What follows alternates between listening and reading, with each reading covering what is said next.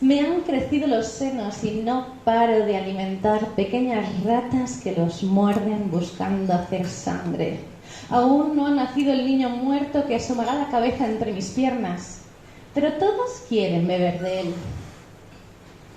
El ocaso recubre las paredes de óxido y flujos, donde el olor a sexo se confunde con hedor de entrañas pútridas y las alimañas no dejan de lamer, allá donde el negro se confunde con el rojo, esperando encontrar gritos, donde solo hay silencio.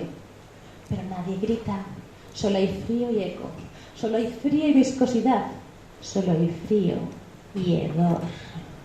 A hurtadillas se acumulan jadeos en las esquinas y se esfuman sin mayor importancia.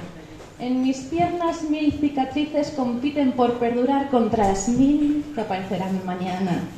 En mi boca, moscas. Y en mi mano, una caricia antes de olvidarlas. Han salido a buscar un ataúd para mis muertos. Alguien gritará en alguna ventana roja pidiendo que los enterremos. Mis muertos ya están en el ataúd de mi cuerpo, pero pronto vendrá el tiempo a desenterrarlos, y mientras mis pechos siguen creciendo pariré de nuevo con dolor estéril y lo dejaré abandonado en el suelo y engendraré nuevas ratas, nuevas paredes y nuevos muertos.